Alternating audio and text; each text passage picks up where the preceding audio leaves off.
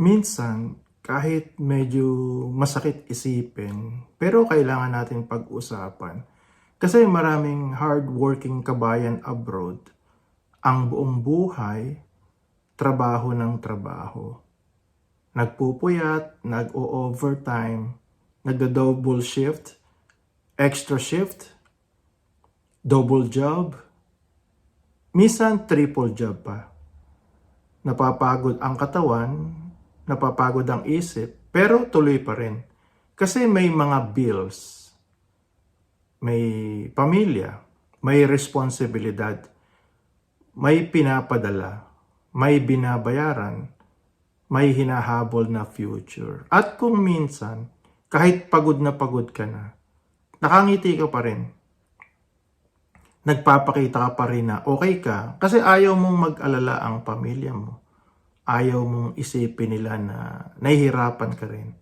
Ayaw mong marinig nila na kahit nasa abroad ka, hindi rin madali ang buhay mo. Pero ito ang masakit na tanong. After all those years abroad, after all those years na nagtrabaho ka, nagtiis ka, nag-adjust, nagpadala, tumulong, at pinilit mong maging matatag, what if one emergency happens?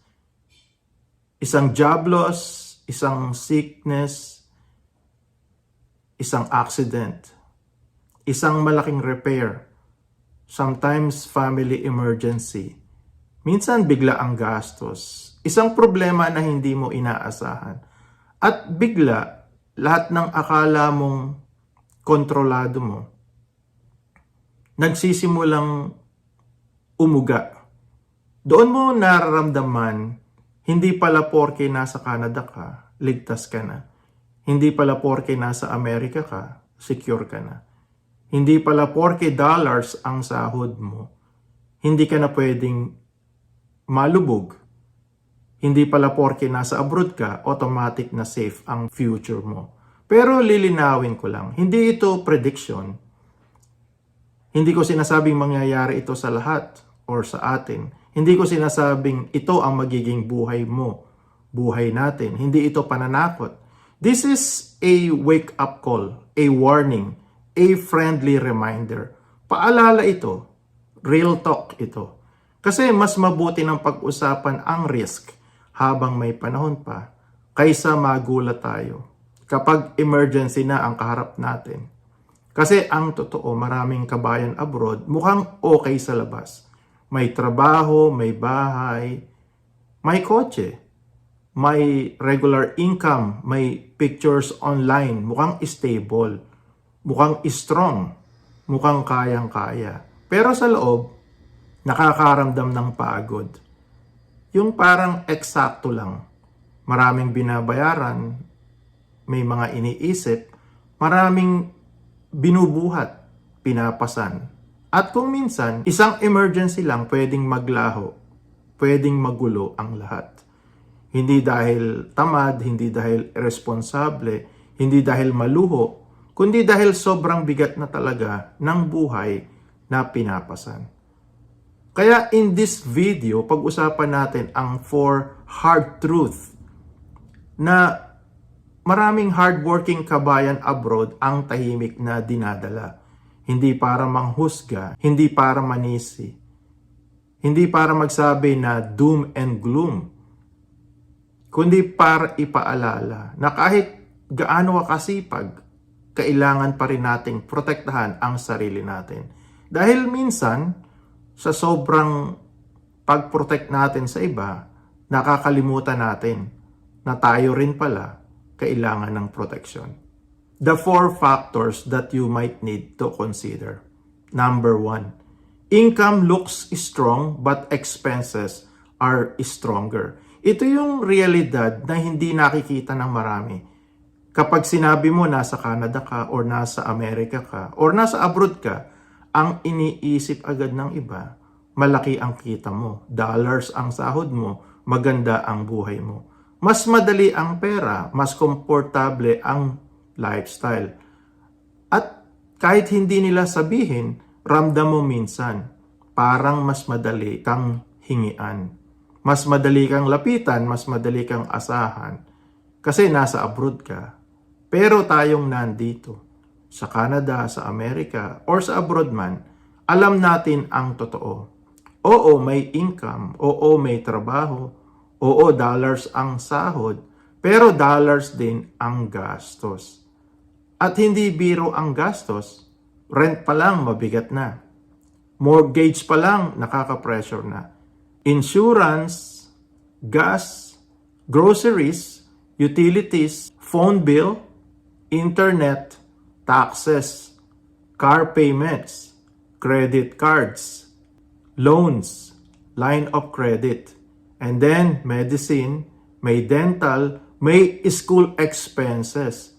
At minsan, mayroon pang padala sa Pilipinas. Kaya kahit mukhang malaki ang sweldo, ang totoong tanong, magkano ba talaga ang natitira? Kasi may mga buwan, pagdating ng payday, hindi na siya masayang araw. Parang distribution day na lang. Ito ang para sa rent, ito ang para sa mortgage, ito ang para sa car payment. Ito ang para sa insurance, ito ang para sa groceries, ito ang para sa bills, ito ang para sa credit card, ito ang para sa utang, ito ang para sa padala. Tapos kapag tinignan mo ang natira, minsan napapaisip ka na lang, para kanino ba talaga ako nagtatrabaho? At paano kung may mangyari? So, iyan yung mabigat na hindi nakikita ng ibang tao. Kasi madalas, kino-convert na lang nila ang income mo sa pesos. Pero hindi nila kino-convert ang gastos mo sa pesos. Naririnig nila $4,000, $5,000, $6,000. Then, ang iniisip nila, napakalaki na nun. Pero hindi nila nakikita kung gaano kabilis ubusin ng buhay abroad. Ang bawat dolyar, hindi nila nakikita na ang grocery dito parang weekly shock. Hindi nila nakikita na ang rent or mortgage pwedeng malaking party na agad ng income. Hindi nila nakikita na ang insurance, ang gas, ang taxes, and basic needs, hindi optional, kailangang bayaran. Kaya kung sakto lang ang budget mo every month, delikado ang isang emergency, isang car repair lang, pwedeng utang na agad. Isang dental bill lang, pwedeng credit card na agad. Isang missed paycheck lang, pwedeng panic na agad. Isang family emergency lang, pwedeng mawala ang savings mo. At doon nagsisimula ang pangamba. Kasi hindi ka naman tamad, hindi ka naman pabaya, hindi ka naman puro luho. Minsan sobrang mahal lang talaga ng pamumuhay. Minsan sobrang dami lang talaga ng responsibilidad. At kung minsan, kahit anong higpit mo, kahit anong tipid mo, kulang pa rin. At kapag laging sakto, wala nang breathing room.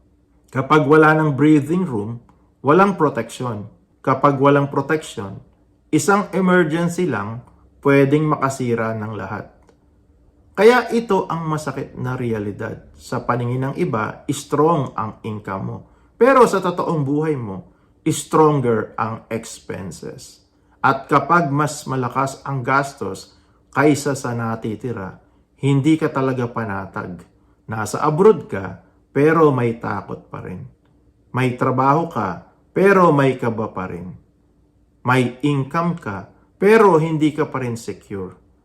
Because income alone does not mean protection.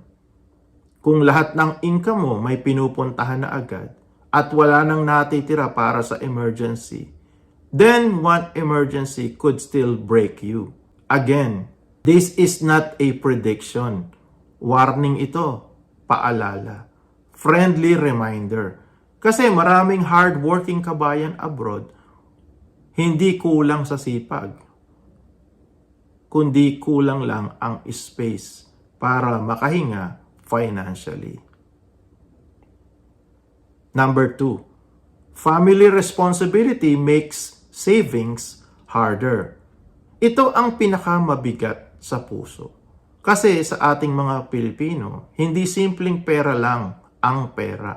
Ang pera may kasamang pagmamahal, may kasamang utang na loob, may kasamang hiya. May kasamang konsensya, kasamang pamilya, kasamang responsibilidad. Kaya kahit ikaw mismo, may bills ka din, may utang ka din, may pressure ka din, may pangamba ka din. Kapag may tumawag mula sa Pilipinas, kapag may emergency, kapag may nangailangan, ang hirap tumanggi. Kasi alam mo ang hirap. Alam mo ang buhay doon. Alam mo kung saan ka nanggaling. Alam mo kung ano ang pakiramdam ng kapos at hirap. Kaya kahit minsan, kapos ka rin. Tumutulong ka pa rin. Kahit pagod ka na, nagpapadala ka pa rin. Kahit wala ka ng halos matira, gumagawa ka pa rin ng paraan. Kasi mahal mo sila. Kasi pamilya mo sila. Kasi ayaw mong may masabi. Kasi ayaw mong may masaktan. Kasi ayaw mong masaktan sila. Kasi ayaw mong isipin nila na nagbago ka na dahil nasa abroad ka na. Pero dito nagsisimula ang tahimik na lungkot.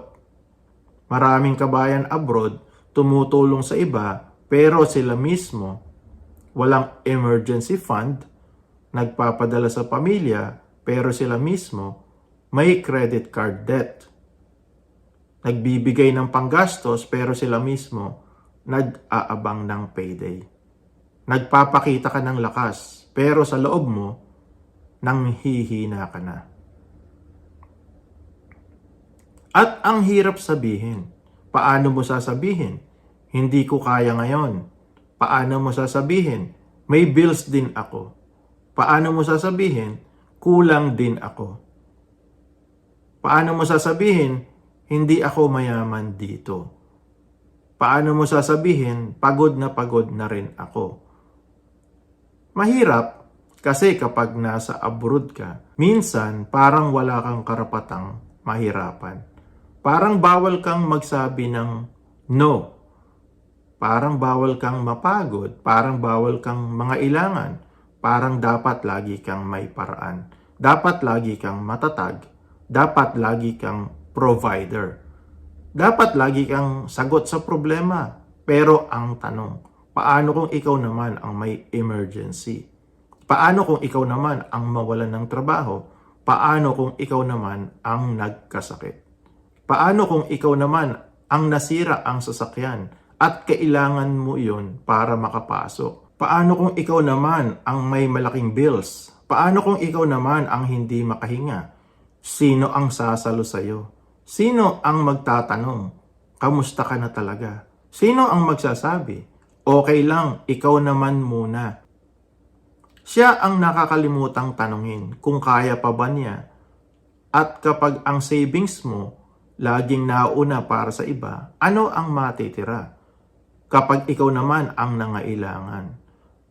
Masakit na tanong yan, pero kailangan nating pag-usapan. Hindi dahil masama ang tumulong, hindi dahil mali ang magmahal sa pamilya, hindi dahil dapat kalimutan ang pinanggalingan. Hindi. Mabuti ang tumulong, maganda ang magmalasakit. Mahalaga ang pamilya, pero kung walang limit, kung walang boundaries, kung walang protection para sa sarili mo, ang pagmamahal mo, pwedeng maging financial pressure mo. At kapag may financial pressure ka na, tapos may emergency pa, doon pwedeng magsimula ang crisis. Kaya minsan, ang tunay na responsibility, hindi lang ang tumulong sa iba. Kasama rin ang hindi hayaang malubog ka. Kasama rin ang hindi hayaang ikaw ang mabankrupt. Habang sinusubukan mong iligtas ang lahat, dahil tao ka rin, may future ka rin, may retirement ka rin, may pangangailangan ka rin. At kung ikaw ang laging inaasahan, mas lalo mong kailangan protektahan ang sarili mo. Hindi selfish yun. At para sa maraming hardworking kabayan abroad, iyan ang part na pinakamahirap tanggapin. Kasi sanay tayong magbigay, sanay tayong magparaya, sanay tayong unahin ang iba. Pero minsan, kailangan mo ring sabihin sa sarili mo, para sa akin ito. Ako rin kailangan kong mabuhay. Ako rin kailangan kong maging safe. Ako rin kailangan kong magkaroon ng future ko. Because helping others is good, but losing yourself completely while helping everyone else, that is dangerous. Number 3, debt can hide behind a good paycheck. Ito naman ang hindi agad nakikita sa picture. Kasi sa abroad, pwedeng mukhang okay ang buhay ng isang tao. Pero sa likod ng lahat, lubog na pala sa utang. May trabaho, may kotse, may bahay, may regular income, may magandang pictures, may normal na routine, mukhang stable, mukhang kayang-kaya, mukhang walang problema. Pero sa loob, may pag-aalala. May credit card balance, may line of credit, may car loan, may personal loan, may mortgage pressure, may premium payments, may interest, may mga bills na ipinapasa sa next month, may mga utang na hindi na natapos-tapos, at kung minsan may padala pa na galing din sa credit. Iyan ang isang realidad na mahirap aminin. Kasi ang utang hindi laging mukhang kahirapan. Minsan ang utang mukhang normal life na lang. Minsan ang utang mukhang survival. Minsan ang utang mukhang responsibility. Minsan mukhang next payday ko na lang aayusin. At habang may sweldo, parang okay pa. Bayad minimum dito, gamit credit card doon, transfer balance dito, line of credit muna. Habol next month, tawid muna ngayon.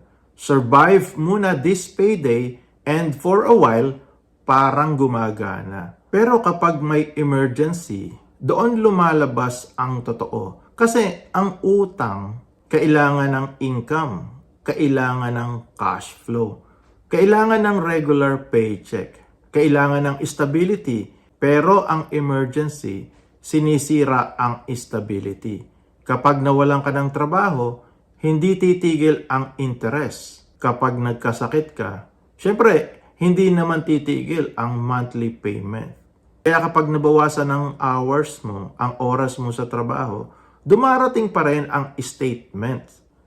Kapag may family crisis, hindi mawawala ang credit card bills. Kaya ang isang emergency pwedeng mag-bankrupt sa ibang tao na akala ng lahat ay okay na okay na. Kasi ang paycheck pala hindi nagpapalaya. Lalo na kung paycheck to paycheck. At gusto kong sabihin ito ng may respeto. Maraming kabayan abroad hindi nagkakautang dahil maluho. Hindi dahil trying to impress. Hindi dahil walang disiplina. Minsan, nagkakautang dahil kailangang mabuhay. Kailangan ng sasakyan para makapasok. Kailangan ng credit para maitawid ang buwan. Kailangang magpadala. Kailangang tumulong. Kailangang magbayad ng repair. Kailangan takpan ang kakulangan. Kailangan bilhin ang oras hanggang sa next payday. Pero kung minsan ang nagiging problema kapag ang credit card ang naging emergency fund mo, darating ang araw ang credit card mismo ang magiging emergency. Kapag puno na ang card, kapag maxed out na, kapag mataas na ang interest, kapag mabigat na ang monthly payment, kapag sweldo mo, interest pa lang, kinakain na, doon mo mararamdaman ang trap. Nagtatrabaho ka pero hindi ka malaya. Kumikita ka pero hindi ka panatag. Laging nag-aalala. Nasa abroad ka pero parang laging may humahabol sa'yo. At kapag may bigla ang emergency, wala ka nang mahugot. Savings, wala. Credit, puno. Income, sakto. Utang, mataas. Pressure, sobra. Doon pwedeng magsimula ang financial collapse, ang bankruptcy. ang pagiging bankrupt. Kaya minsan, kailangan nating tanungin ang sarili natin ng tahimik at tapat. Kung mawala ang income ko ng isang buwan, ano ang mangyayari? Kung mawala ang income ko ng 3 buwan, ano ang mangyayari? Kung may isang malaking emergency bukas, may savings ba ako? Or credit card na lang? Malaking pagkakaiba yon. Ang savings, protection. Ang credit card, pwedeng temporary help. Pero, pwede ring maging bagong problema at kung minsan, ang marami sa atin, nalalaman lang ang pagkakaiba kapag nandyan na ang emergency. Kaya, uulit-ulitin ko, hindi ito prediction. This is a warning. This is a reminder. A friendly reminder. Hindi ito pagsasabi na mangyayari ito sa iyo. Paalala ito. Kasi kung ngayon pa lang nakikita mo na ang risk, mas may chance ka na protektahan ang sarili mo bago dumating ang mas malaking problema. Number 4, one emergency reveals the real plan. Ito ang pinakamatinding katotohanan. Minsan akala natin may plano tayo. Pero ang meron pala tayo, routine lang. Trabaho, nagbabayad ng bills, nagpapadala, bumibili ng groceries, nagbabayad ng utang. And then maghihintay ng sweldo, maghihintay ng payday. And then magtatrabaho ulit, magbabayad ulit, magpapadala ulit, at maghahabol ulit. So parang survival lang talaga. At habang walang masamang nangyayari, parang okay naman, parang kayang-kaya naman, parang normal lang naman, parang may control naman. Pero kapag dumating ang emergency, doon mo malalaman kung plano ba talaga iyon o puro pag-asa lang. Kasi ang emergency, hindi lang kumukuha ng pera. Inilalabas nito ang totoo. Ipinakikita niya kung may savings ka ba or wala. Kung may backup ka ba or wala. Kung may support ka ba or wala. Kung may options ka ba or wala. Kung prepared ka ba or umaasa ka na lang na sana walang mangyari. Iyan ang masakit sa emergency. Hindi lang siya gastos, salamin siya. Pinapakita niya ang realidad na minsan iniiwasan natin tignan, na ayaw natin pag-usapan. At para sa maraming kabayan abroad, hindi ito pananakot. Hindi tayo takot magtrabaho, sanay tayo dyan. Hindi tayo takot magsakripisyo, matagal na natin ginagawa yan. Hindi tayo takot sa responsibilidad.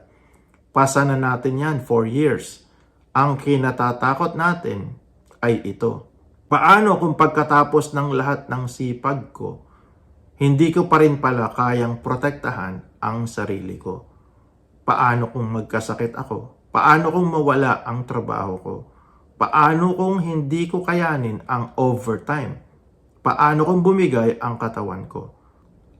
Paano kung kailangan uli ako ng pamilya ko? Pero ako mismo wala na ring maibigay. Paano kung dumating ang retirement? Pero nag-aalala pa rin ako sa mga bills. Yan ang totoong nakakabahala. Hindi dahil mahina ka, hindi dahil tamad ka, kundi dahil alam mo, kahit gaano ka kasipag, may mga bagay na pwedeng mangyari na hindi mo kontrolado. At kapag wala kang proteksyon, ang isang bagay na hindi mo kontrolado, pwedeng sirain ang maraming taon na pinaghirapan mo. Kaya kailangan ng tunay na plano. Hindi perfect plan, hindi pangmayaman, hindi complicated, totoong plano lang. Ano ang gagawin ko kung hindi na ako makapagtrabaho? Ano ang gagawin ko kung may mga ilangan sa pamilya ko? Ano ang gagawin ko kung ako naman ang nangangailangan? Ano ang mangyayari kung malapit na ang retirement pero hindi pa pala ako handa? Kasi ang hard work mahalaga, pero kung minsan hindi sapat ang hard work lang. Sipag is important, pero kailangan din ng protection.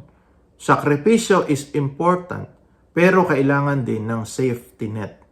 Ang pagtulong ay mahalaga, pero kailangan din ng boundaries. Ang pagmamahal sa pamilya ay mahalaga, pero kailangan mo ring mahalin ang future self mo. Kasi kung wala kang protection, ang plano mo, baka hindi pala plano. Baka hope lang. Hope na tuloy-tuloy lang ang trabaho, na hindi ka magkakasakit, na hindi tataas ang mga bills, na hindi mangangailangan ang pamilya. Hope na manageable lang ang utang. Hope na okay ka sa retirement, na walang masamang mangyayari. Pero ang hope, hindi emergency fund.